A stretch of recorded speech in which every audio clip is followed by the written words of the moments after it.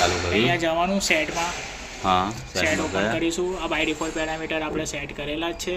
Okay. એને okay કરીશું. હવે પાછું સેટમાં જઈશું. પછી ઓટો ડિટેક્ટમાં જઈશું. આપણે જે પેરામીટર જે બાય ડિફોલ્ટ આવે છે એ અહીંયા લખવાના. હા, E1 આવી ગયું, ફર્સ્ટ સ્ટોપ આવી ગયું, બોન્ડેડમાં 9.6 જ આવશે બાય ડિફોલ્ટ, 7 બીટ જ આવશે, આસ્કી જ આવશે. આ સ્ટાર્ટ કરીશું એટલે બધા આવી ગયા મારા જે હતા બાય ડિફોલ્ટ પેરામીટરવાળા. હવે આપણે જે સેટ કરવા છે એ આપણે સેટ કરવાના. ઓકે. આને ક્લોઝ કરવાનું, બરાબર. હવે આપણે જે સેટ કરવા છે અહીંયાથી કરવાના. 19,200 કરી લેવાનું, આને 1 જ કરી દેવાનું. પહેલાં DTC સેટમાં જવાનું. આ બાય ડિફોલ્ટ આપેલા જ છે. હવે આપણે જે સેટ કરવા છે અહીંયા આવશે એટલે આપણે બાય ડિફોલ્ટ અહીંયા આપણે આ સેટ કરીએ છીએ 19,200 સેટ કરીએ છીએ.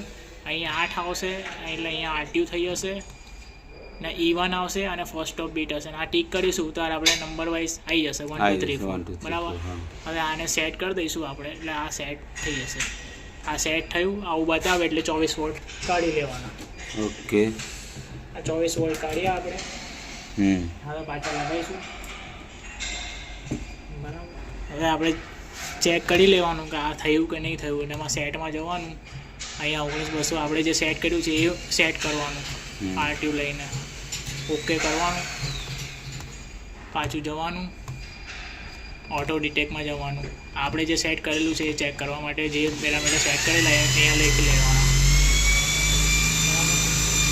આપણે 19,200 સેટ કરેલી, આરટીયુ કરેલું અને અહીંયા બિલ ઓટોમેટિક લઈ જશે. આ સ્ટાર્ટ કરીશું એટલે આપણે આવી ગયા. આપણે જેમ પ્રોગ્રામિંગ કરીએ છીએ માઇટ જે આવે છે એ આપણે સેટ કરી દીધું.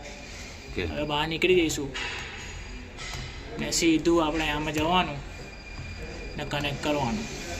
કનેક્ટ કરીશું એટલે જે ટાઈપ અહીંયા બાય ડિફોલ્ટ PT 100 હશે કાં તો ટાઈપ હશે, આપણે જે ટાઈપ કરી દેવાનું.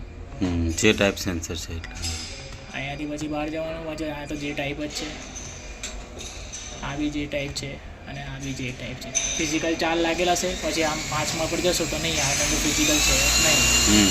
બસ આટલું કરી દેવાનું. કરીશું આ થઈ ગયું. બંધ જ કરી દેવાનું સીધું એટલે પતી ગયું વાત આની.